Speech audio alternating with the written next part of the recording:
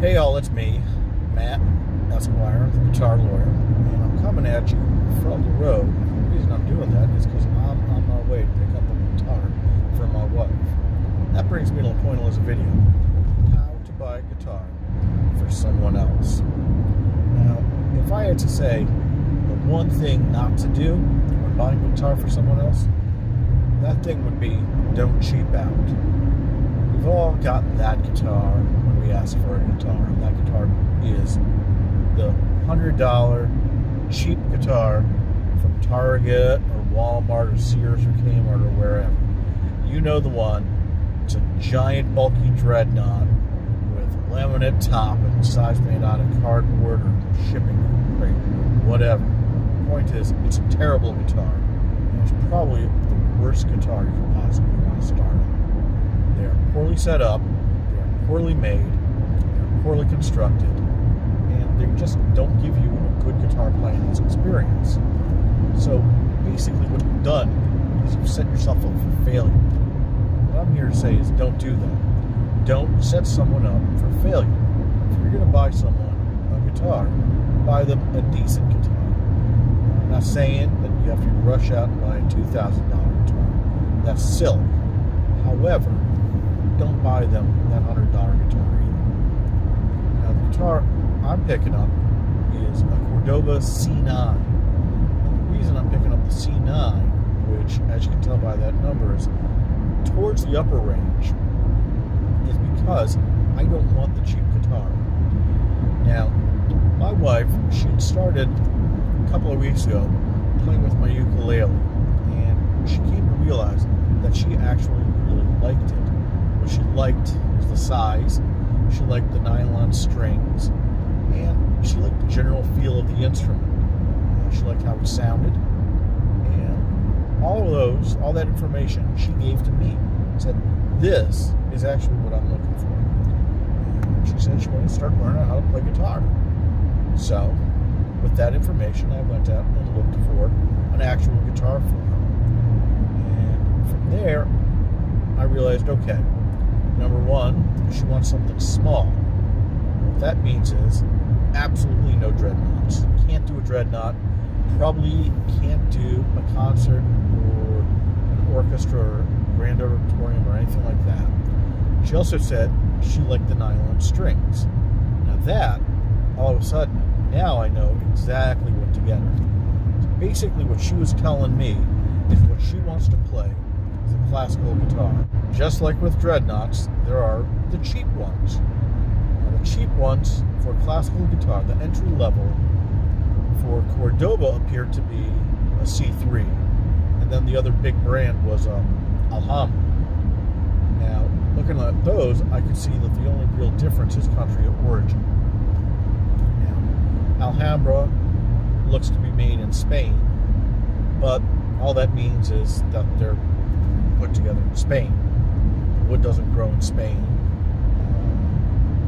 I don't think the tuning keys are made in Spain. None of that stuff is made in Spain. It's just put together in Spain. And on that, they're just trading on the good name of that country. Cordoba, on the other hand, is made in China. So, you know, again, it's going to be using the same materials. It's just where the person is putting it together. Okay. Now, looking at the base models, it starts at around $300. But that's the problem. $300 guitar new means once I buy it, if she decides she doesn't want it, one of two things happens.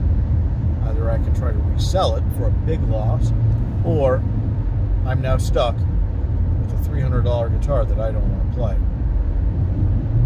If I try to sell it, I'm going to sell it for maybe $100 tops, and that's even if I decide to waste my time trying to sell it. So again, realistically, I'm looking at being stuck with a $300 guitar that I don't want. Next step up would be, I believe it's the C7. Now that's about a $500 or $600 guitar, brand new. But the thing with that is, again, it's $500 or $600. But what if she doesn't like it? If she doesn't like it, I can either resell it, probably for about $300 or $400, in which case I've wasted $300 or $400, or I'm now stuck with a $600 guitar that I may or may not like, and I really honestly don't want. So that now brings us to where I settled, and that is the C9. Now C9, I looked around and knew it goes for about $980.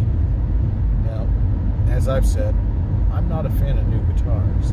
The big makers, I don't trust them. They spend too long making up gadgets and gizmos to put in their guitar and kind of stop focusing on just making guitars. So, as a result, I don't trust new guitars. On top of that, guitars are made out of wood. And lots of guitars are made out of lots of wood, and there ain't a whole lot left. So, whenever possible, I try to buy used. If it's in good condition, there's no reason I won't buy it. So, looking at the used market, instead of looking at a $970 guitar, and that's just the list, I actually found one that's almost new, and that one only cost me $700. With tax and everything, I think it actually wound up being about $725. So, $725 for a guitar that is now a couple steps up from that $600 new guitar. And now I think to myself, well, what if Christine doesn't like it? Well, if Christine doesn't like it, I can either sell it, in which case I can probably get $700 for it, or I can keep it, in which case, would I mind this guitar? It's not what I want. It's not the perfect guitar for me, but I wouldn't mind having a classical guitar. It's, you know, it would go nicely with my Taylor, and frankly, it's about the same grade, if not a little bit higher grade than my Taylor. My Taylor right now, I play an old beaten 110E. Yeah, that is a Dreadnought. And when I handed it to my wife and said, what do you think of this one? She hated it. And the reason she hated it is it's a Dreadnought. Now, but the guitar I got her is about 4 inches deep. My Taylor is about 4 7/8 inches deep. Now, I know it's only a 1 inch difference, but that's a big difference. And then I compare it to the ukulele, and that ukulele is about 2 7/8 inch deep, I believe. So that was what she really, really dug. Add an inch to that, that's not going to kill her. But adding 2 inches, that is. So we look at that. The neck is about the size that she would be able to handle. The only other choices would be a Parlor, but that's not going to have a narrower neck. That's going to have a shorter neck because the scale is only 7/8 of the scale on this one, so it winds up being, I believe, 23.5 inches. The scale on this is 25.5. So, you know, the whole point of a Parlor guitar isn't that the body is smaller. The point of a Parlor guitar is that it's a shorter scale length so that the fingering is a little easier.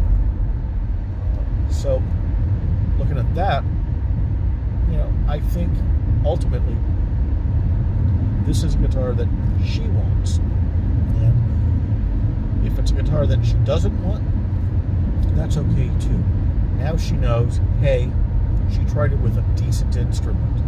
Maybe guitar actually isn't for her. And then I wind up getting stuck with a good guitar that I can either play and enjoy, or that I can sell and not be out so much money. Hopefully she'll like it.